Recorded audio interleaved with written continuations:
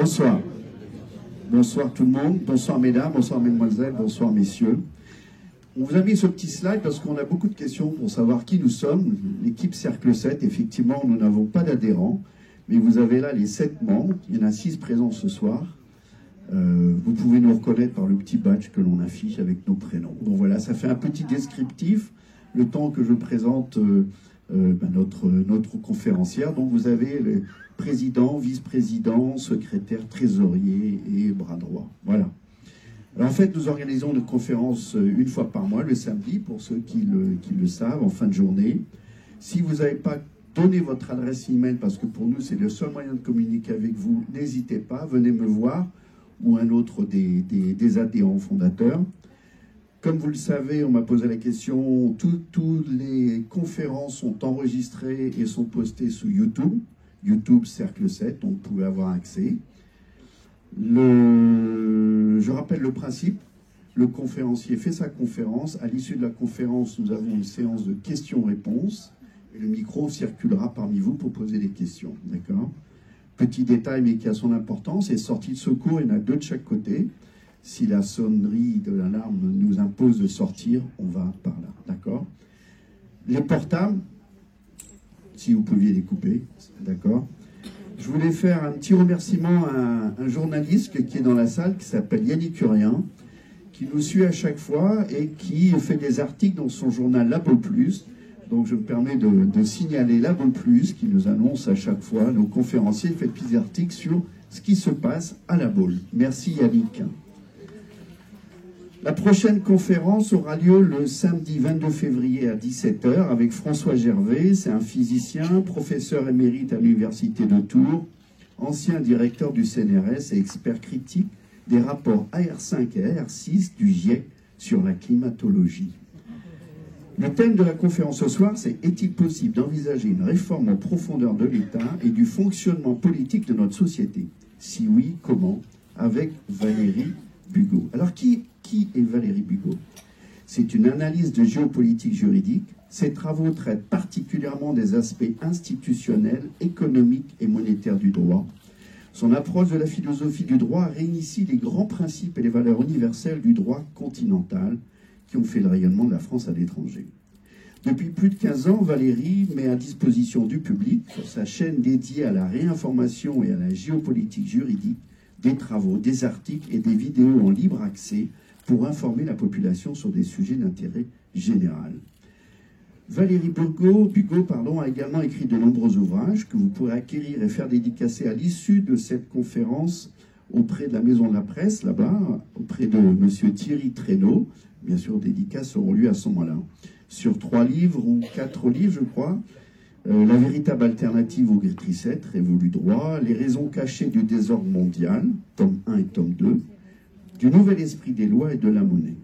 Puis nous pouvons nous retrouver après au bar. Alors, mesdames et mesdemoiselles, messieurs, je vous demande d'applaudir ce soir Valérie Bugeaud.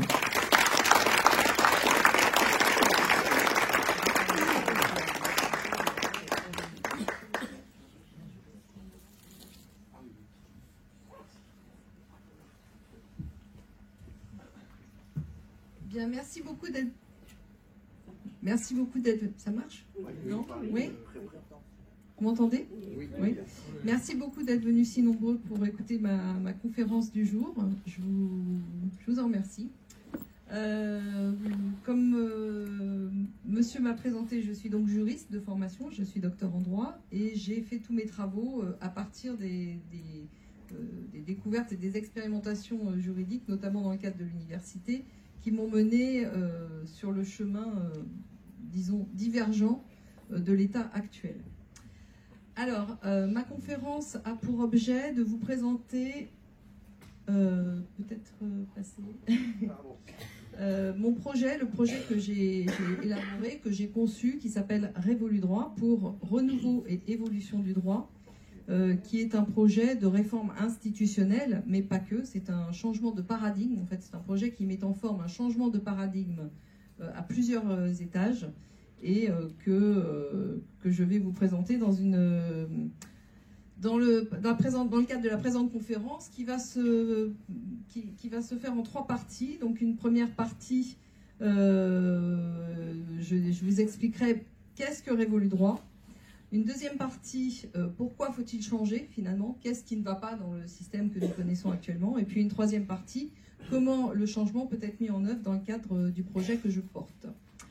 Alors, avant de commencer à entrer dans le vif du sujet, je voudrais aussi peut-être faire une une contextualisation de l'époque, qui est quand même une époque extraordinaire dans laquelle nous vivons, qui est une époque rare dans l'histoire des civilisations, qui est une époque de convergence des crises. Encore. Donc, cette période de convergence des crises génère en fait une perte de repères totale, générale, radicale. Qu'est-ce que ça signifie, convergence des crises? Ben, ça signifie que nous sommes à un moment où on constate collectivement notre impuissance juridique à agir sur nos vies globalement et celle de nos enfants. Donc nous sommes dans une crise politique au sens propre du terme. Nous sommes dans une crise monétaire puisque nous assistons actuellement à l'effondrement de la finance internationale liée à l'effondrement de l'hégémonie du dollar en tant que monnaie mondiale. Nous sommes à une période de crise géopolitique, comme tout le monde peut le constater en écoutant la radio et les informations, puisque nous assistons à un choc entre les puissances anglo-saxonnes déclinantes et des puissances montantes qui portent en elles un danger létal, puisque nous sommes actuellement dans des guerres qui utilisent des armes qui sont inédites dans l'histoire de l'humanité. Et enfin, nous sommes dans une période de crise scientifique. Les avancées de la science actuelle remettent en question un certain nombre de postulats, des conflits qui peuvent exister entre la physique et les mathématiques. Et je fais référence actuellement à la physique quantique, bien sûr, à l'émergence de la physique quantique. Je fais référence à l'apparition de l'intelligence dite intelligence artificielle et au développement très important des capacités informatiques. Donc cette convergence des crises nous mène à une perte de repères. Et cette perte de repères, en fait, étant une remise en cause du contre-modèle de développement dans lequel nous évoluons et que nous subissons, puisque effectivement il s'agit bien de subir, depuis ce que nous appelons les temps modernes.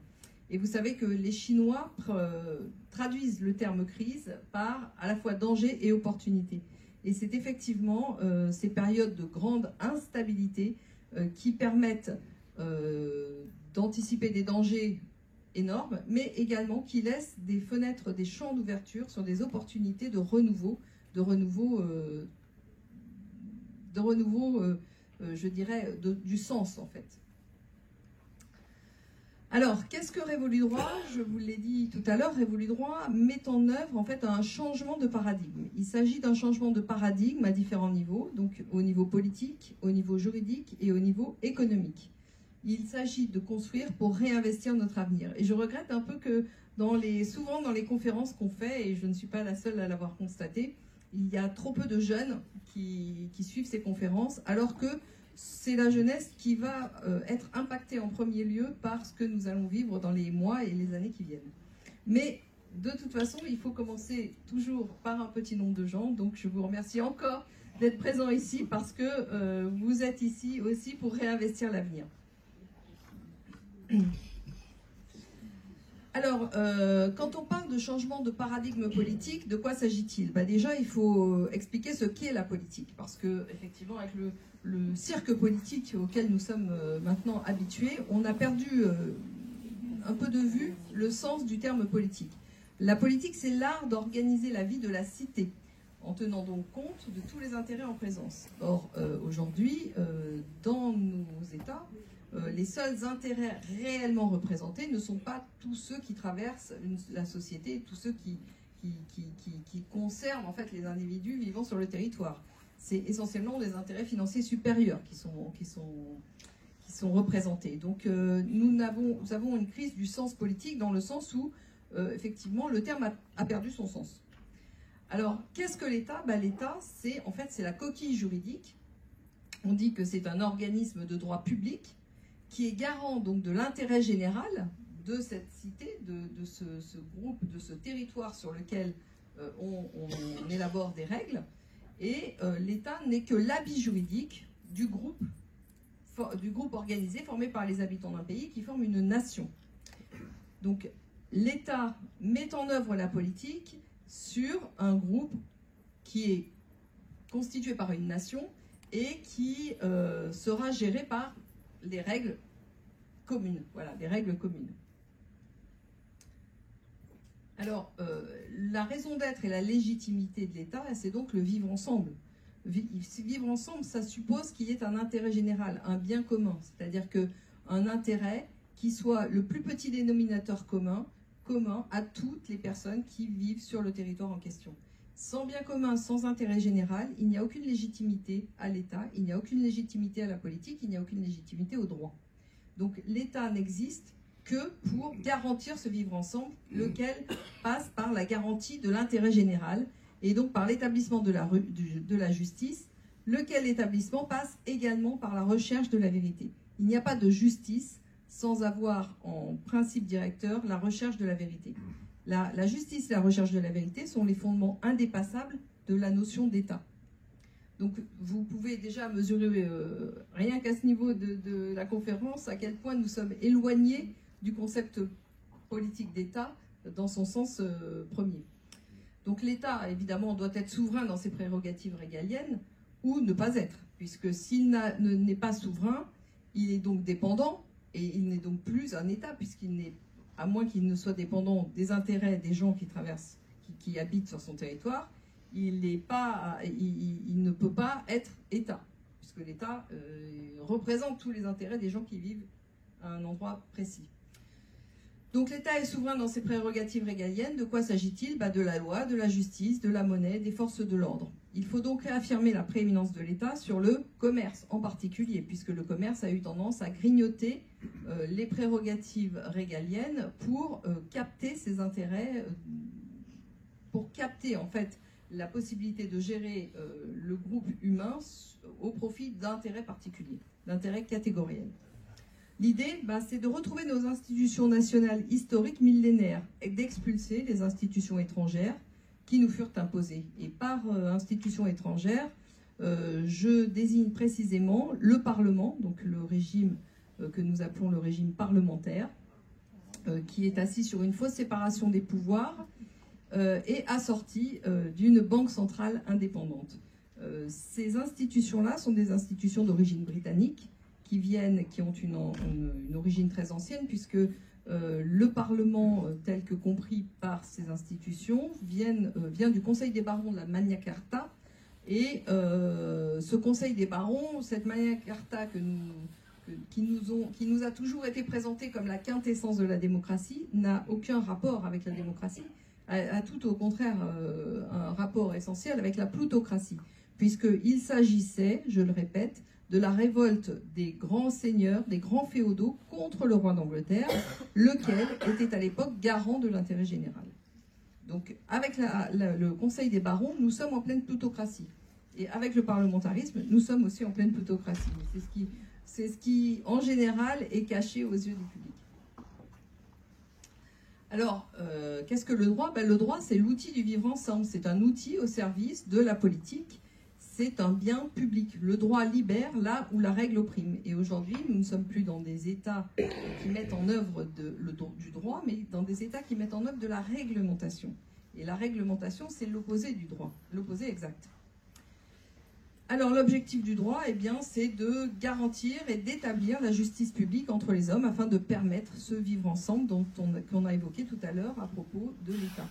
Donc, qu'est-ce que ça veut dire? Permettre le vivre ensemble, ça veut dire éviter la loi de la jungle, c'est-à-dire la loi du plus fort. Ça signifie la disparition, effectivement, de l'État et du vivre ensemble. Alors,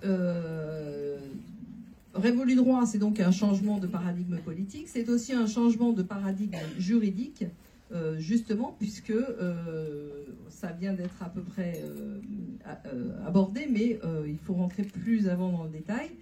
Le paradigme juridique actuel n'est plus fondé sur le droit, mais est fondé sur la réglementation. Et la réglementation ne garantit pas, en fait, la pérennité du vivre ensemble, ne garantit pas la justice et ne garantit certainement pas la recherche de la vérité. Donc, il faut revenir à un système que nous avons connu dans le droit continental, qui est un système sur lequel, qui a permis de développer ce qu'on a appelé l'état de droit. L'état de droit n'existe que pour une seule chose, c'est que les règles du droit positif sont soumises à des grands principes, à des intérêts supérieurs qui viennent de valeurs immanentes. Et ces valeurs immanentes, elles ont été théorisées au cours du Moyen-Âge par de grands légistes, et en particulier saint Thomas d'Aquin, qui a élaboré la théorisation du droit naturel.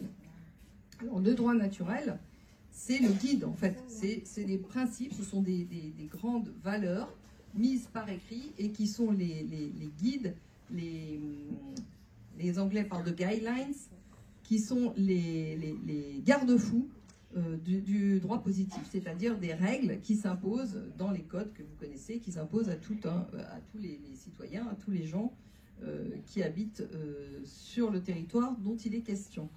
Donc si nous n'avons pas un droit naturel fondé sur des valeurs immanentes qui imposent des limites au droit positif commun, nous ne sommes pas en état de droit. Et c'est bien ce à quoi nous assistons aujourd'hui.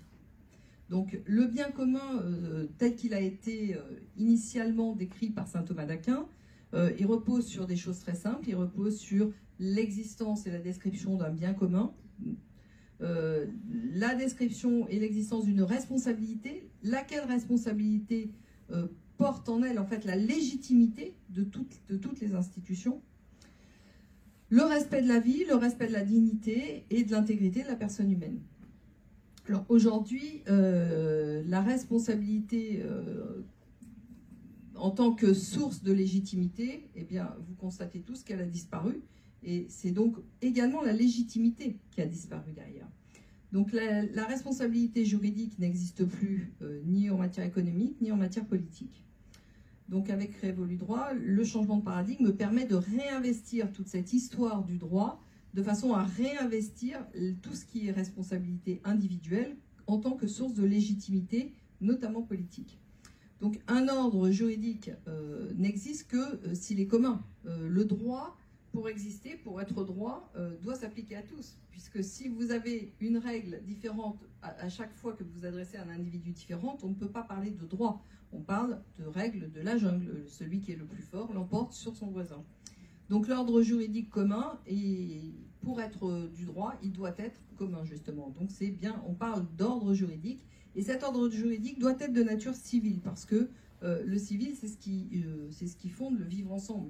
C'est ce qui crée en fait ce que nous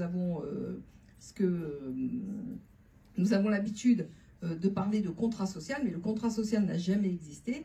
La seule contrat social qui ait existé en France, c'était justement ce droit commun de nature civile porté par le Code civil. C'est ça qui a créé la cohésion sociale. Donc il s'agit, quand on parle de changement de paradigme juridique, on parle précisément de supprimer tous les droits d'exception, y compris le droit commercial et le droit administratif.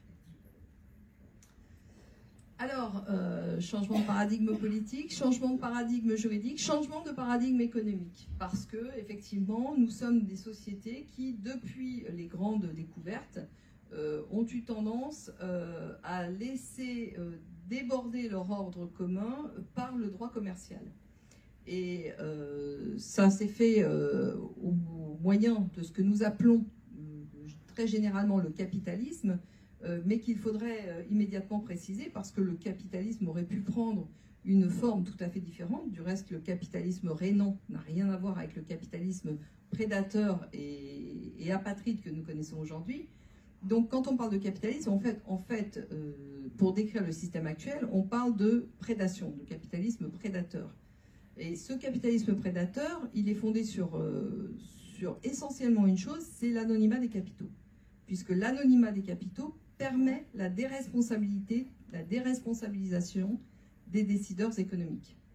Laquelle déresponsabilisation, on le verra plus tard, entraîne la déresponsabilisation des décideurs politiques.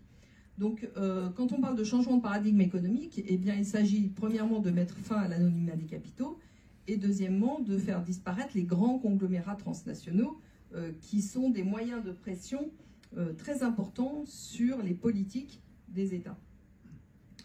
Alors, il s'agit de réinvestir le terme d'entreprise régulée, non pas que les entreprises ne soient pas régulées, parce qu'elles le sont même beaucoup trop, mais justement trop de régulation tue le droit, comme je l'ai dit tout à l'heure. Donc les entreprises seront régulées, c'est-à-dire que le changement de paradigme réinvestit une forme juridique unique d'exercice d'une activité, d'exercice en commun, parce que individuellement on peut toujours exercer. Mais quand on veut se mettre en entreprise, eh bien, le changement de paradigme économique justifie une forme unique d'exercice professionnel. Et cette forme unique, je l'ai appelée la nouvelle entreprise, c'est-à-dire c'est le réinvestissement de tous les principes qui ont été développés dès le 19e siècle et que nous avons appelé la participation. Alors vous savez que la participation, ça a été développé par l'Église catholique, hein, par la doctrine sociale de l'Église au 19e siècle, mais ça a été repris dans le courant, les premières moitiés et surtout au milieu du 20e siècle par des grands juristes qui ont voulu imposer, notamment au moment du CNR, hein, quand la guerre était en train de se terminer. De Gaulle, à la sortie de la guerre, a réussi à imposer le projet, une grande partie des projets du Conseil national de la résistance, à l'exception d'une chose, la participation. Donc tout a pu être mis en œuvre, sauf la participation. Et c'est parce que la participation n'a pas pu s'imposer que nous avons après retrouvé en fait les vieux démons du capitalisme prédateur qui sont revenus et qui ont à nouveau permis de retourner les choses en leur faveur. Alors, l'entreprise doit être sous la houlette de l'État, mais la houlette de l'État, ça ne veut pas dire uniquement de la persécution réglementaire comme nous connaissons aujourd'hui, ça veut dire également une protection. C'est un contrôle et une protection. D'autre part, dans le projet que je porte, le changement de paradigme économique signifie aussi que toutes entreprises seront régulées par les groupements d'intérêt auxquels elles se rapportent. Et on va parler plus tard des groupements d'intérêt, donc je ne fais juste que évoquer le terme avec vous maintenant, si vous voulez bien passer. Alors, le changement de paradigme économique, c'est pas seulement le changement de paradigme de l'entreprise, c'est également évidemment le changement de concept monétaire, puisque la monnaie, vous le savez ou non, mais au départ est née en tant que concept comptable. Ce concept comptable, il a été élaboré pourquoi ? Pour permettre en fait au groupe de se développer, de multiplier les échanges avec un référent commun qui permettait d'échanger des choses qui n'ont rien à voir a priori les unes avec les autres. D'échanger un service contre des ressources alimentaires ou contre à l'époque des animaux, enfin. Donc la monnaie ne sert qu'à une chose, c'est permettre de faciliter ces échanges et de les multiplier donc. Donc le service, finalement, en tant que concept comptable, la monnaie est une sorte de service public. Alors, quand je dis ça, certains traduisent immédiatement en disant que c'est communiste de dire ça, mais absolument pas. Ce n'est pas communiste de dire que la monnaie est là pour rendre service au groupe dans lequel elle se développe. Alors, elle est donc là pour les nécessités du développement de la nation. Ce qui suppose évidemment la disparition des banques privées et également toute monnaie passant par des réseaux transnationaux devrait être bannie du territoire national. Alors le changement de paradigme économique, c'est également le renouvellement de la régulation des transactions économiques qui doivent être réintégrées dans le droit commun et sortir de tous ces droits d'exception qui se sont multipliés depuis une centaine d'années. Alors les marchés, ce sont des places publiques d'échange qui doivent être régulées par l'État-nation. Nous assisterons à la disparition du commerce en tant que droit d'exception, effectivement. Les organismes de notation aussi, il y aurait beaucoup à dire dessus. On peut passer à celle d'après. Alors, je vous ai fait juste un panorama pour expliquer ce qu'était Révolu Droit, le projet que je portais, pourquoi il s'inscrivait dans un changement de paradigme. Et maintenant, je voudrais revenir avec vous sur les raisons profondes qui font que nous avons besoin de changer. Pourquoi finalement faut-il changer ? Eh bien, il faut changer parce que non seulement nos institutions sont dysfonctionnelles, mais elles sont surtout vidées de toute substance réelle. On va voir ça d'ici quelques minutes. Alors, premièrement, la personne humaine et ça, tout le monde peut le constater tous les jours, n'est plus au centre du droit. Deuxièmement, la responsabilité des décideurs réels a disparu, ce qui a entraîné l'irresponsabilité juridique des décideurs politiques. Et enfin, je dirais en résonance des deux premières raisons, eh bien, la cohésion sociale a disparu. Et là, nous reviendrons effectivement sur le fait que trop de droit tue le droit. Alors, la personne humaine n'est plus au centre du droit. Pourquoi ? Premièrement, la vie n'est plus une valeur supérieure du droit.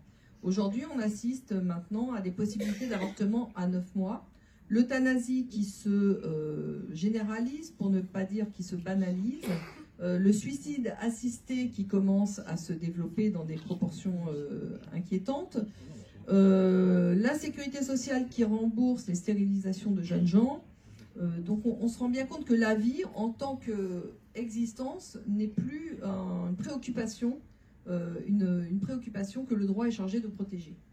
L'intégrité humaine non plus n'est plus une préoccupation du droit, et on va même dire qu'elle est aujourd'hui de façon systématique de plus en plus souvent bafouée. Alors je souligne l'incitation au transgenrisme qui n'est pas, attention, qui n'a rien à voir avec des problèmes individuels, mais qui sont infinitésimales par rapport à la société, c'est-à-dire que le transgenrisme peut exister sur 0,00%, 1% de la population, ce qui n'est pas en cause ici. Ce qui est en cause ici, c'est l'incitation par les pouvoirs publics au transgenrisme. Il s'agit également d'attaques systémiques sur le génome humain, et en général, plus que le génome humain, tout le génome du vivant. Une commercialisation du vivant qui est aujourd'hui banalisée, complètement normalisée, le corps humain et ses produits, la GPA, la PMA, les ventes d'organes, tout ça, j'aime bien quand même le rappeler, normalement est interdit par le Code civil. Et effectivement, derrière toutes ces manifestations, nous avons les brevets qui favorisent la commercialisation du vivant. Alors, la dignité humaine non plus n'est plus respectée par le droit. Elle est même devenue un lointain souvenir. Et en particulier liée au capitalisme prédateur que j'ai évoqué tout à l'heure. Les lois et le mode de vie qui favorisent l'hédonisme outrancier, nous assistons maintenant à la pornographie systémique qui est intégrée aux pratiques commerciales usuelles. Vous vous promenez dans la rue, c'est assez éclairant. L'organisation de l'isolement et de la confusion des individus. Comment ? Eh bien, d'une part par l'éclatement des cellules familiales, la déculturation des individus par l'organisation systématique de perte de repères. Alors nous avons évidemment les migrations organisées, nous avons la confusion organisée du genre des personnes et la falsification systémique de l'histoire. Donc tout ça crée une confusion qui génère de l'isolement des individus. Et puis nous avons l'organisation de la précarisation des individus. Ça, c'est presque plutôt une conséquence avec le développement des tendances suicidaires et addictives. Mais vous savez que les tendances addictives sont elles-mêmes largement instrumentalisées et contrôlées par certains intérêts financiers. Alors, enfin, pourquoi la personne humaine n'est plus au centre du droit ? Eh bien parce que nous assistons à une violation systémique du consentement individuel par différentes manœuvres, et en particulier par des manœuvres politiques. Donc vous savez tous que les partis politiques sont là, les promesses qu'ils font ne concernent que ceux qui les écoutent, enfin n'engagent que ceux qui les écoutent. Je ne reviendrai pas sur la falsification, l'imposture que représente le système des partis politiques. Par des manœuvres commerciales, maintenant nous avons des vices du consentement qui sont légalisés par la multiplication des pratiques, en particulier de conditions générales, la multiplication des contrats d'adhésion, laquelle multiplication est liée à la présence permanente de plus en plus fréquente d'un déséquilibre des forces parmi les parties en présence, et en particulier ce déséquilibre des forces est lié à la disparition du tissu économique des PME et TPE. Ces PME, non seulement ont tendance à disparaître et dans des proportions très inquiétantes depuis déjà une année, qui vont s'accélérer en 2025, mais les PME qui restent sont de plus en plus souvent mises au service elles-mêmes des multinationales, deviennent des sous-traitants des multinationales. Donc il y a une concentration en fait, des intérêts qui génère en fait finalement un vice du consentement permanent, non seulement des petits acteurs économiques, mais également du consommateur et des particuliers. Et puis enfin, les manœuvres militaires et le type mercenarial que nous ne devons pas oublier non plus, et qui sont des guerres de conquête, dont des guerres cognitives d'ailleurs, et des guerres très destructrices, comme toute la guerre. Alors, pourquoi changer? Eh bien, parce que donc déjà la personne humaine n'est plus au centre du droit, mais nous assistons aussi à une irresponsabilisation généralisée des décideurs réels. Alors, de quoi s'agit-il? Eh bien, il s'agit de l'irresponsabilité des décideurs économiques qui entraîne l'irresponsabilité du personnel politique. Alors, pour contextualiser, l'anima des capitaux génère le fait que le personnel politique n'est plus responsable. Pourquoi? Parce que les décideurs économiques anonymes et donc irresponsables financent les partis politiques. Ces chefs et donc affiliés sont donc en réalité des commerçants, des VRP, des voyageurs représentants placiers des intérêts de la finance anonyme et des gros intérêts économiques. Les États sont gérés par des VRP de la finance. C'est ce qu'il faut bien comprendre. Donc il n'y aurait pas de candidat en fait au rôle politique si ces derniers devaient assumer juridiquement la responsabilité de décisions qui leur sont imposées par les tenanciers économiques anonymes. Le personnel politique n'a aucune autonomie décisionnelle, il faut bien le comprendre. Et il n'est qu'un employé du pouvoir économique caché. Il y a donc une disparition de souveraineté, mais derrière, il faut comprendre que la racine, l'origine de l'irresponsabilité politique, c'est bien l'anonymat des capitaux.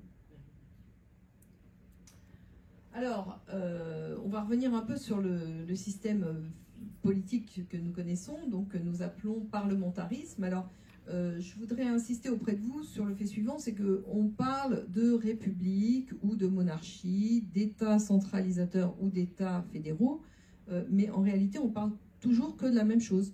On parle de la plutocratie parlementaire. Parce que le système parlementaire engendre de façon mécanique un rapport de force au profit de la plutocratie. Et c'est ce que les gens ne comprennent trop souvent pas, en mettant en opposition des pays qui sont des pays fédéraux par rapport à des pays centralisateurs ou des monarchies par rapport à des républiques. En fait, tout ça, c'est un habillage qui n'est que blabla, qui n'est que du blabla. La réalité du rapport de force, c'est que le parlementarisme dit représentatif, qui est donc fondé sur l'existence de partis politiques, associé à une fausse séparation des pouvoirs et à une banque centrale indépendante, c'est en réalité l'importation en France, et pas qu'en France, dans le monde entier, du régime de l'Empire britannique. C'est le régime de la Magna Carta, du Conseil des barons, des clubs britanniques et de l'indépendance de la banque. Voilà. Donc ce régime politique, il est sous le contrôle de puissances économiques.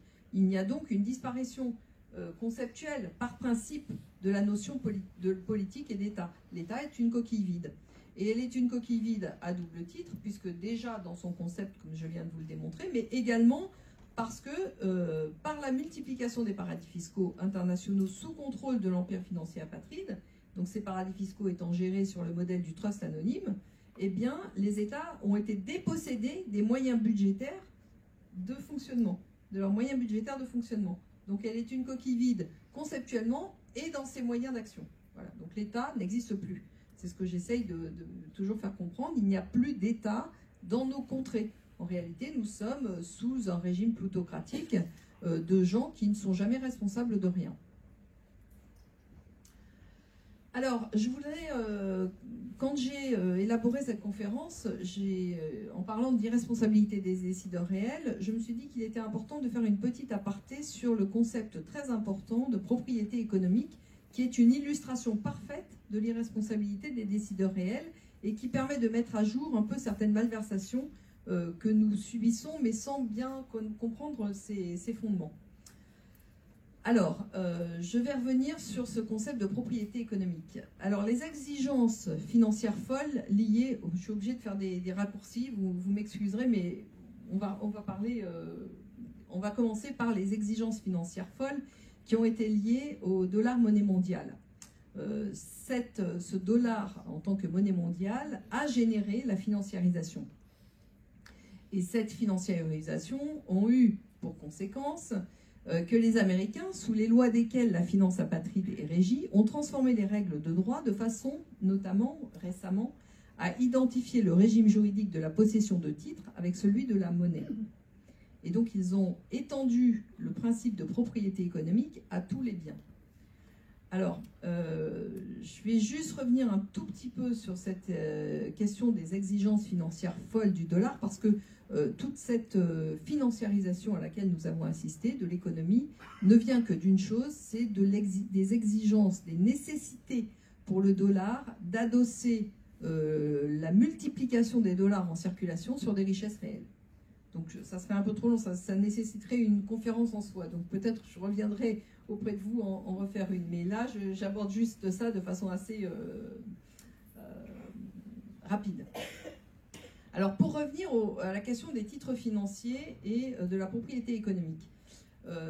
Alors aujourd'hui, les titulaires de titres financiers ne sont plus titulaires d'un droit réel sur le titre en question, mais d'un simple droit de créance, c'est-à-dire d'un droit personnel.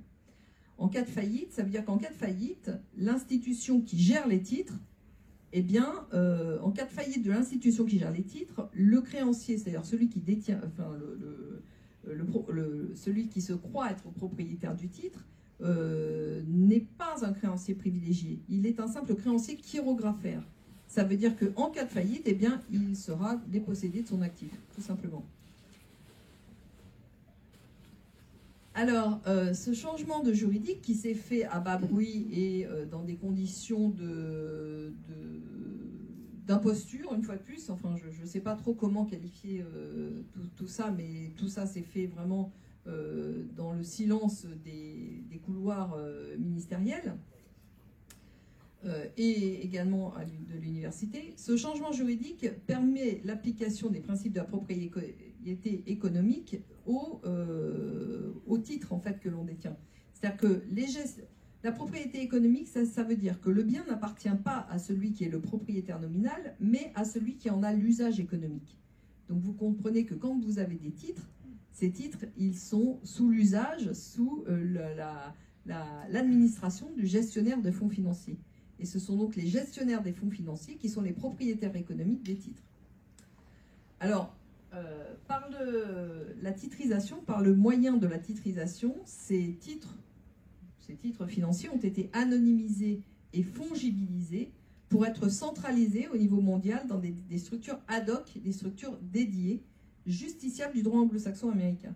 Donc le débiteur cédé, c'est-à-dire celui qui était le débiteur du titre qui se promène, est tenu totalement à l'écart des va-et-vient et de la destination finale du titre. Il n'est même pas, on ne lui demande pas son avis pour céder, le titre se promène sans aucune intervention de la part du débiteur cédé. Alors, de plus, ce titre, il a été utilisé plusieurs fois comme garantie pour la création de produits dérivés. Et ça, c'est ce qui a mis en danger tout l'édifice financiariste actuel, c'est que non seulement on a créé des actifs fondés sur des créances douteuses, mais qu'en plus, ces actifs-là ont été utilisés plusieurs fois comme garantie de titres, de titres synthétiques. Voilà. Alors, comment changer je pense que vous pouvez revenir. Ah oui, non, là, c'est pas du tout ça. C'est parti très loin.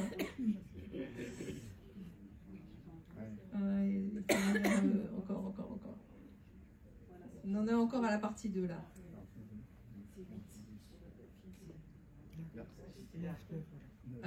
Oui, on en était là, exactement. Alors, oui, donc maintenant, c'est ça, que tout l'édifice financiariste est mis en danger par la titrisation et la création de produits dérivés. Ok, on peut passer à celle d'après, s'il vous plaît. Alors, Le changement juridique de la nature du droit sur les titres, ça s'assimile en fait à une dépossession juridique qui passe par une malversation juridique. C'est-à-dire que les gestionnaires des fonds titrisés, donc ce sont devenus finalement les propriétaires économiques de ces biens, et en plus ils ont validé l'usage multiple d'un même titre en créant plusieurs produits dérivés adossés à ces titres. Donc le résultat, c'est une insécurité juridique et matérielle, c'est une paupérisation et c'est l'esclavagisme en bout de parcours, puisque les gens ne sont plus propriétaires de ce qu'ils croient être à eux. Alors le seul moyen de défense, pourquoi j'ai intégré cette petite aparté dans le cadre de l'irresponsabilité des décideurs réels, bien parce que vous voyez bien que c'est un rouleau compresseur économique qui a imposé tout ce système et qui est passé par le moyen du parlementarisme pour imposer les lois qui génèrent tout ça. Et d'autre part, pourquoi je dis que finalement on peut revenir sur tout ça? Parce qu'il y a un moyen de défense contre toutes ces malversations systémiques. Il suffit de réimposer la prééminence de notre système de droit ancestral en réimposant la distinction traditionnelle entre droit réel et droit personnel, en interdisant les systèmes scélérats de la fiducie et de la titrisation, et en réaffirmant l'État comme une entité de droit public international chargée de réguler les sociétés humaines dont l'économie fait partie. Alors, le fait que l'humain n'est plus au centre du droit, le fait que les décideurs réels ne sont pas responsables, engendre notamment la disparition de la cohésion sociale. Mais la disparition de la cohésion sociale, elle vient aussi de la disparition du droit commun par la multiplication des droits d'exception. Elle vient de la commercialisation des principes du droit civil. Donc le droit civil a eu tendance ces dernières décennies à se transformer en droit commercial. Elle vient de la disparition du droit naturel en tant que guide suprême du droit commun.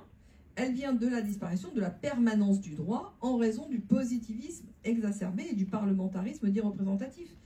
Quand vous avez toute une société humaine organisée autour de ce qu'on appelle un parlement dont le seul rôle est de fabriquer des lois, du droit, est-ce que vous croyez que c'est une garantie de sécurité juridique? Certainement pas. Donc au contraire, c'est une garantie d'insécurité juridique structurelle, puisque toutes les institutions ne cherchent toujours qu'à surinvestir le rôle pour lequel elles existent, pour justifier leur existence et gagner du pouvoir. Donc, le parlementarisme représentatif, personne n'a besoin d'un parlement qui soit là, dont le rôle unique est de fabriquer du droit. Ça, c'est vraiment l'imposture sidérante de nos régimes politiques. Alors, et puis évidemment, l'irresponsabilité systémique du personnel politique, tout pouvoir législatif, exécutif et judiciaire confondu, évidemment, puisque vous savez que le parti qui envoie donc ses candidats, quand un parti ou des partis gagnent des élections, ils envoient leurs candidats au sein du pouvoir législatif, lesquels seront aussi sélectionnés parmi les partis vainqueurs pour les envoyer au sein du système exécutif. Et l'autorité judiciaire n'est pas un pouvoir, mais une simple autorité, puisque que ce soit le siège ou le parquet, ces deux entités juridiques fonctionnent sous l'autorité d'un ministre qui fait partie intégrante du pouvoir exécutif. Donc on ne peut pas parler structurellement, on ne peut pas dire qu'il peut y avoir une justice indépendante, puisque la justice est sous l'autorité d'un ministre, lequel participe au pouvoir exécutif. Donc tout ça, c'est une imposture. Alors, les effets de la disparition de la cohésion sociale, eh bien, c'est l'effet de la disparition de l'état de droit. Disparition de la recherche de la vérité et de la justice par l'État, dont les organes sont mis au service d'intérêts particuliers et non plus de l'intérêt général. Les conflits sociaux sont exacerbés par les lois. Et là, je parle du droit positif. Et donc, ces conflits sociaux exacerbés par les lois, ne peuvent pas, j'ai fait un lapsus révélateur, ne peuvent pas être traités par l'autorité judiciaire ou pénale, par le juge. Le juge ne peut faire qu'une seule chose, c'est appliquer les lois. Si c'est les lois elles-mêmes qui créent des conflits sociaux, vous ne pouvez pas compter sur le juge pour résoudre ces conflits. C'est quand même évident. Donc nous assistons à la disparition, comme je l'ai déjà dit plusieurs fois, de la notion même d'État par la privatisation de ses prérogatives régaliennes et la multiplication des organismes supra- et internationaux. Alors là, j'insiste beaucoup parce que tout ce modèle que je viens de décrire, et notamment les PPP dont nous entendons de plus en plus souvent parler, donc les partenariats publics-privés, sont issus du modèle de la Compagnie des Indes britannique. Donc c'est vraiment le modèle britannique dans toute son ampleur qui s'est imposé dans le monde entier. Et il faut bien le comprendre. Nous avons été en France la première locomotive, le premier wagon de la locomotive britannique. Mais ce système, quand on parle de gouvernement mondial, le gouvernement mondial, de facto, il existe déjà, puisque le monde quasiment entier, tous les pays du monde sont organisés sur le modèle britannique. Ce qui crée des facilités de communication et des facilités de corruption. Voilà. Alors, pour résumer, eh bien, vous avez le Parlement représentatif, les paradis fiscaux et l'anonymat des capitaux qui génèrent la disparition du concept politique d'État, lequel devient aux mains d'intérêts de nature privée, financiers. Il n'y a aucun contre-pouvoir institutionnel aux puissances d'argent dans nos régimes politiques. Et ça, il faut le dire. Il n'y a structurellement aucun contre-pouvoir. Le droit qui ne respecte pas sa mission, donc, puisqu'il n'y a plus d'intérêt général à respecter, perd sa légitimité d'outil de cohésion sociale. Voilà, donc là c'est un état des lieux un peu général. Je vous ai fait assez brièvement, mais bon, on pourrait en parler pendant des jours et des jours. Hein. Alors, comment arriver à ces changements de paradigme que je vous ai décrits en première partie et comment y arriver, en particulier avec le projet que je porte? Eh bien, il faut déjà réinvestir notre modèle millénaire de développement, notre modèle politique, économique et social. Et la politique, elle appartient aux gens qui habitent sur le territoire. Elle appartient à nous, elle appartient à tout le monde. Vous faites tous de la politique. Dès que vous parlez d'intérêts qui dépassent votre intérêt privé, vous faites de la politique. Donc il faut prendre conscience que la politique n'est pas, ne correspond pas à l'idée qu'on s'en est fait d'aller mettre des petits bulletins dans des urnes funéraires. Voilà, ça c'est pas de la politique. Alors il faut repenser et réécrire un droit commun de nature civile, évidemment civile, qui soit fondé sur les principes intangibles du droit naturel, puisque les principes intangibles garantissent la pérennité du droit. Alors qu'aujourd'hui, le droit change tous les 4 matins et il n'y a plus aucune sécurité juridique. Donc ces principes, ils ont été élaborés de façon très pertinente, en premier lieu par saint Thomas d'Aquin. Malheureusement, le droit naturel, par la suite, a été modernisé, mais nous pouvons fort bien revenir aux principes essentiels élémentaires tels qu'ils avaient été décrits par saint Thomas d'Aquin, en les adaptant évidemment à l'époque moderne et à tous nos développements, notamment technologiques modernes. Et puis, il faut opter pour la 3e voie de développement, c'est-à-dire rejeter toutes les idéologies, rejeter tous les ismes, vous savez, libéralisme, communisme, socialisme, tout ça, il faut rejeter au profit du réel. Et le réel, qu'est-ce que c'est? C'est tenir compte en particulier de l'existence des rapports de force, parce que tout sur cette terre est fondé sur les rapports de force. Et donc on ne peut pas les faire disparaître, les rapports de force. Si on vous fait croire qu'ils ont disparu, c'est que certains les ont accaparés. Donc il faut non pas les faire disparaître, ce qui ne sera pas possible, mais les réguler, les canaliser, de façon à pouvoir les contrôler et pouvoir changer les choses, avoir une action possible sur le cours des événements.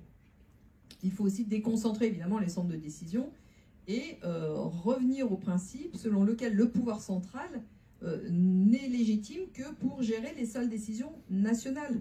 Les pouvoirs régaliens ne concernent que les seuls biens qui sont communs à l'ensemble des habitants. L'État n'est pas là pour réglementer ce qui se passe dans la cuisine ou la chambre à coucher des individus. Il est là pour réglementer le bien commun, ce qui concerne tout le monde et qui donc nécessite une gestion commune.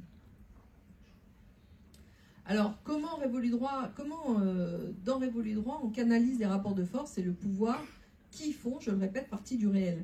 Eh bien, il s'agit Révolu Droit permet d'interdire la prédation, l'accaparement, en réinstaurant la hiérarchie des normes avec le droit naturel à son sommet, en organisant des contre-pouvoirs internes à nos institutions et non pas externes en fonction de blocs qui s'opposeraient, de blocs géopolitiques qui s'opposeraient. Les contre-pouvoirs internes à nos institutions s'organisent sur le modèle des groupements d'intérêt et des collectifs citoyens. Alors, les groupements d'intérêt, c'est le modèle des corporations d'Ancien Régime que j'ai étendu à toute activité humaine et non pas au seul commerce et artisanat comme c'était le cas dans l'Ancien Régime. Donc j'ai étendu ce mode de fonctionnement à tout type d'activité humaine. Et les collectifs citoyens, ça réinitialise l'organisation de la vie locale autour des communes. Les préfets sont repensés en tant que missi dominici, c'est-à-dire qu'ils sont en fait ils sont les garants du fonctionnement. Ils mettent en fait de l'huile dans les rouages institutionnels, c'est-à-dire qu'ils recueillent les doléances que tous les individus peuvent avoir, ils les traitent et en fonction des doléances qui reviennent, etc., les sujets sont abordés et réglés. Les recours juridictionnels, je réinvestis une justice déléguée et une justice retenue, c'est-à-dire que tous les groupements d'intérêts sont autonomes dans leur réglementation. C'est-à-dire que les réglementations professionnelles ne rentrent pas dans le champ d'application du droit, mais sont dispensées par les groupements d'intérêts qui en ont la responsabilité, et les groupements d'intérêts ont également la responsabilité de gérer les conflits d'intérêts qui surgissent parmi leurs membres à l'intérieur de leur corporation, de leur groupement. Donc ça s'appelle la justice déléguée, déléguée au groupement d'intérêt, avec une justice retenue par le pouvoir central et in fine dans les mains du chef de l'État qui est le garant de la bonne, qui est le garant de l'intérêt général et du bien commun. Il est le garant de la justice. Alors, il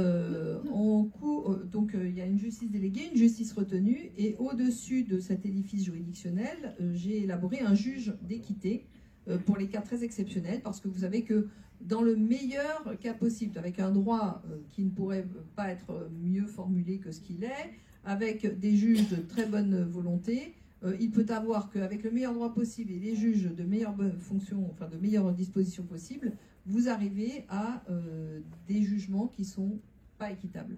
Et ça peut arriver. Pour garantir que ce genre de jugement ne se renouvelle pas trop, j'ai estimé utile de créer un juge en équité tout en haut de la pyramide juridictionnelle. Alors, les trois grands groupements d'intérêt, enfin les groupements d'intérêt sont classés en trois grandes catégories qui sont des grands groupements d'intérêt. Ces catégories sont des contre-pouvoirs les uns par rapport aux autres, les unes par rapport aux autres. De la même façon que chaque groupement d'intérêt qui formalise les intérêts politiques d'une catégorie d'individus et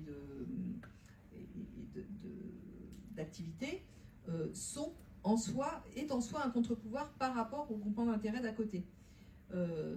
Donc ça réinvestit en fait le rapport de force à l'intérieur de notre société qui redevient vivante, si vous voulez. Les gens seront réhabitués à lutter pour défendre leur intérêt, mais avec une capacité de le faire, ce qui n'est pas le cas aujourd'hui. Le chef d'État, eh bien, c'est un arbitre, il est garant des institutions en interne et il est le représentant de l'État à l'international. Et quand on dit un arbitre garant des institutions, c'est qu'il est en réalité le protecteur de l'intérêt général. Et c'est le seul rôle du chef de l'État. Mais c'est un rôle essentiel, qui seul permet de garantir le vivre ensemble, en fait. Alors, vous pouvez appeler le chef d'État comme vous voulez, peu importe le nom qu'on lui donne, mais il faut respecter le fait que sa seule fonction, c'est celle de garantir l'intérêt général. Alors, canaliser les rapports de force, oui, alors le pouvoir doit exister, il est à nouveau, dans le cadre de Révolu Droit, réinvesti dans le cadre de la vie locale et de la vie par thème d'activité. Mais il faut penser aussi que le pouvoir et le pouvoir central a besoin de temps pour se manifester et pour être responsable. Parce que lorsque vous avez des décisions qui doivent être prises par le pouvoir central, gouvernement ou chef d'État, ça nécessite d'être prise souvent sur des durées de long terme. Si la personne qui est en charge de la décision part au bout de 3 ans, ou 2 ans, ou 4 ans, eh bien, elle ne pourra jamais être tenue responsable des décisions qu'elle a engendrées. Donc ça crée une irresponsabilité générale et ça habitue en fait les gens à vivre dans l'irresponsabilité. Donc le pouvoir central, il a besoin de temps pour se manifester. Et donc j'ai élaboré des mandats nationaux qui sont longs, de nature longue. Donc le chef d'État et les ministres peuvent être en place pour 15 ans ou 20 ans. Mais le pouvoir n'exclut pas le contrôle. Ces représentants sont généralement sous mandat impératif, c'est-à-dire qu'ils peuvent être démis de leur fonction si on estime que, de façon sérieuse et récurrente, ils ont outrepassé leur mandat dans l'exercice de leurs fonctions. Alors, je vous en ai parlé tout à l'heure, déconcentrer les centres de décision, ça passe par des groupements d'intérêt qui sont autonomes dans la rédaction de leur mode de fonctionnement. Ils rédigent un règlement intérieur qui fait office de, si vous voulez, de constitution du groupement, constitution de la corporation, avec la gestion de leurs membres. Ils sont indépendants dans la gestion de leurs membres, la gestion des formations. Ils doivent organiser également la prise en charge sociale, les retraites, la déontologie, tous les règlements des litiges internes à leur corporation, à leur groupement. La seule contrainte, c'est de respecter la charte des valeurs intangibles de la France, le droit naturel et le droit commun.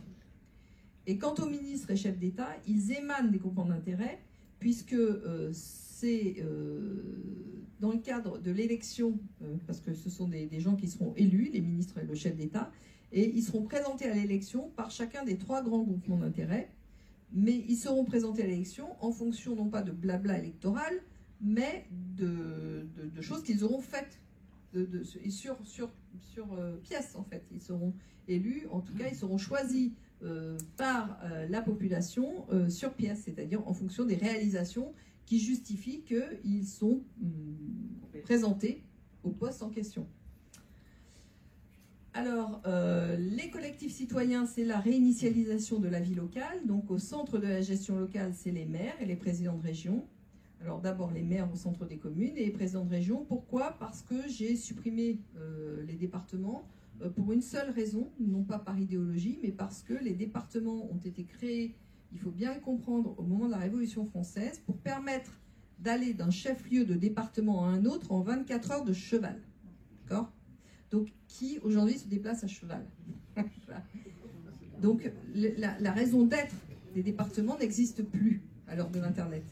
Donc, on n'a pas besoin de 3 structures locales qui sont des structures, il y en a au moins une de superfétatoire. Donc, j'estime que le territoire français peut très bien être géré à partir des communes et d'une structure qu'on peut appeler comme on veut. On peut l'appeler la région ou on peut l'appeler autrement.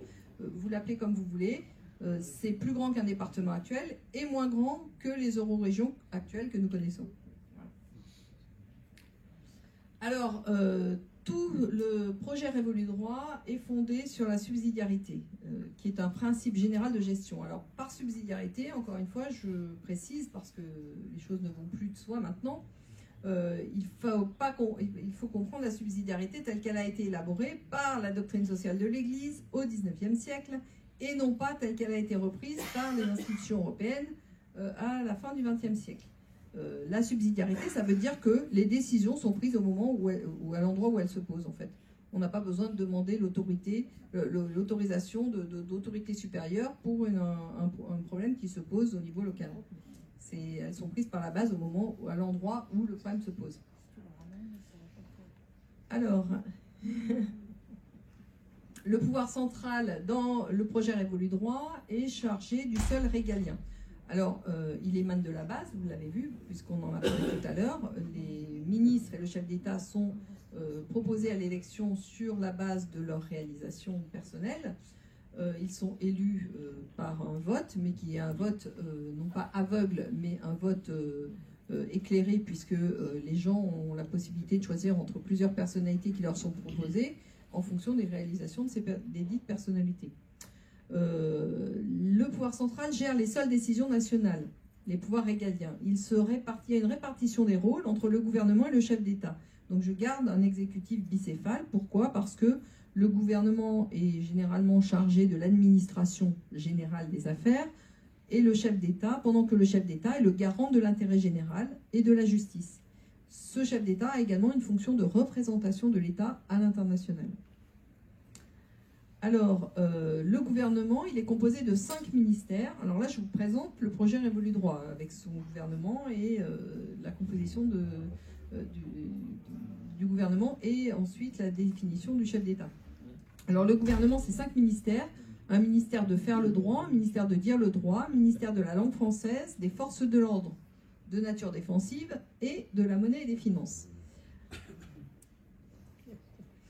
Le ministère de faire le droit, il organise le corps des légistes. Il est garant de la charte des valeurs intangibles de la France. Il est garant des valeurs supérieures du droit naturel, qu'il a la charge de formaliser. Il est garant de la réécriture du droit commun civil en supprimant tous les droits d'exception, de la réécriture du droit pénal, et il est responsable de la formation des légistes. Si vous voulez bien passer celle d'après. Non, juste avant. Le deuxième ministère, c'est le ministère de dire le droit, c'est-à-dire qu'il organise la justice retenue par le pouvoir central, c'est-à-dire des cours régionales et la Cour nationale, qui est une cour de cassation. Et ces juridictions sont des juridictions de recours par rapport à la justice déléguée. Il organise également la formation des magistrats. Alors je propose 1 an au ministère de faire le droit, plus 1 an passé en juridiction, et 1 an passé auprès des préfets, qui sont des missi dominici chargés des doléances, du recueil des doléances publiques. Ensuite, le ministère de la Monnaie et des Finances, qui coordonne avec les grands groupements d'intérêt la création et la circulation monétaire du franc.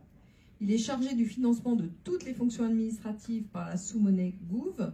Il évalue le franc en fonction de ses 4 composantes, Gouv, civique, com et SPI, puisque je propose un franc avec 4 sous-catégories. Mais ça se discute, hein. Ça pourra changer. Alors, le ministère de la Monnaie et des Finances évalue l'unité monétaire dans ses rapports avec les monnaies étrangères, puisque vous savez que le franc, c'est la valeur de l'État français, ça c'est la valeur en fait de la surface, c'est la valeur de la nation, de la vigueur de la nation aux yeux des nations qui sont en face. Alors, il est chargé de la police de la monnaie et il reçoit les doléances des particuliers sur les dysfonctionnements monétaires qui peuvent avoir lieu au sein des groupements d'intérêt. Il faut toujours prévoir des recours quand on donne des pouvoirs. Alors, le ministère, l'avant-dernier ministère, c'est le ministère des Forces de l'Ordre, qui sont de nature défensive. Donc, il coordonne, il organise et contrôle et nomme les 2 responsables des forces intérieures, donc des polices régionales sous l'autorité d'un chef de l'ordre intérieur, des gendarmeries, une gendarmerie nationale et des gendarmeries spécialisées sous l'autorité d'un gendarme en chef, et enfin, le responsable des forces extérieures, le CEMA, ça, rien ne change. Et enfin, le ministère de la langue française. Vous savez que l'Académie française a été fondée le 13 mars 1634, sous Louis XIII, par Richelieu. Et cette académie a permis le rayonnement de la France, puisque le français était une langue qui était extrêmement structurée et qui était très, très, très riche et très performante dans l'expression des besoins. C'est notamment par le développement de l'Académie française que le français et la France ont rayonné dans l'histoire. Je pense qu'aujourd'hui, il serait temps de réhabiliter la langue française avec une Académie française renouvelée. Ce ministère de la langue française sera également chargé des programmes éducatifs du groupement d'intérêt enseignement, c'est-à-dire jusqu'à 16 ans. Il sera chargé de l'état civil avec les maires, de la démographie des statistiques et de la police des élections. On en a fini pour le gouvernement. Maintenant, passons au chef d'État. Le chef d'État ne sera pas seul pour remplir ses grandes missions, mais en tant que garant d'intérêt général et de la justice, il sera assisté de 5 secrétairies d'État. Donc, une secrétaire d'État en d'équité, une secrétaire d'État au personnel détaché, une secrétaire d'État aux équipements lourds, au patrimoine immobilier et à l'énergie. Alors, la secrétaire d'État à l'équité, c'est la cour d'équité dont je vous ai parlé tout à l'heure. Je propose 3 juges spécialisés et un juge répartiteur, une formation de 4 ans, 1 an dans chacun des grands groupements d'intérêt et 1 an dans un collectif citoyen. Pas de jurisprudence, puisque ça évitera de connaître les dérives que le droit anglais, britannique a connu avec l'equity, qui n'a plus grand-chose à voir avec l'equity. On ne peut juger en équité qu'en fonction de données précises qui se posent à un moment précis. On n'a pas besoin de se référer à une jurisprudence qui aurait eu lieu 200 ans avant, qui aurait une vague ressemblance avec un procès en cours. Donc il n'y a pas de jurisprudence sur la Cour d'équité. Une secrétaire d'État au personnel détaché, donc un corps diplomatique et 4 corps en métropole. Alors le corps diplomatique serait chargé notamment de préparer des traités internationaux, lesquels seraient validés par le chef d'État. Le ministre de faire le droit pourrait y rédiger des amendements et tous les traités internationaux seront acceptés par référendum. Ça fait une grosse différence avec ce que nous connaissons aujourd'hui. En métropole, il y aurait 4 corps d'État qui seront organisés de la façon suivante. Des préfets dominici, donc dans chaque commune et région, qui recueillent les doléances publiques. S'il vous plaît. À l'outre-mer, un personnel chargé de l'outre-mer et des partenariats renforcés, donc qui sont des interlocuteurs et des correspondants à l'étranger. Des inspecteurs des forces de l'ordre, donc qui seront chargés d'inspecter le ministère des forces de l'ordre, d'améliorer des éventuels problèmes structurels ou de résoudre des problèmes de personnes. La maison militaire du chef de l'État, puisque la sécurité du chef d'État et des 5 secrétaires d'État seront assumées par cette maison militaire. Il y aura également une secrétairie d'État chargée de la gestion du patrimoine immobilier national, alors qu'il soit foncier, bâti et non bâti, forêt, champs, châteaux, monuments historiques, bâtiments industriels et commerciaux désaffectés. Une secrétairie d'État chargée de l'énergie pour les sources, l'approvisionnement et la distribution. Une secrétairie d'État chargée des équipements lourds. Alors là, on parle des équipements portuaires, aéroportuaires, routiers, autoroutiers, tout ce qui est utile au transit des personnes et des marchandises. Voilà, donc ça, je vous ai globalement fait un schéma d'ensemble de ce qu'est le projet Révolu Droit. Donc j'espère que vous avez bien compris qu'il s'agit réellement d'un changement de paradigme à plusieurs étapes, changement de paradigme au niveau politique, au niveau juridique et économique. En conclusion, Révolu Droit apporte renouvelle en fait les institutions françaises millénaires en éjectant hors de notre territoire tout ce qui nous a été imposé de l'étranger, est une réponse actuelle aux besoins actuels, mais la réponse concrète vous appartient à vous. En fait, Révolu Droit, c'est pas moi. J'ai juste élaboré les grandes lignes et les rapports de force de façon à ce que le système reste équilibré, mais Révolu Droit ne sera jamais mis en œuvre si les Français ne s'en emparent pas. Donc c'est à chacun, partout où vous êtes, de vous emparer. Mon livre donne le mode d'emploi, achetez-le, investissez-vous dedans et organisez-vous en tant que groupement d'intérêt, collectif citoyen, et vous dévitaliserez ainsi ce qui n'a déjà plus de substance actuelle dans nos politiques, dans ce que nous connaissons aujourd'hui dans nos régimes politiques. Je vous remercie beaucoup pour votre...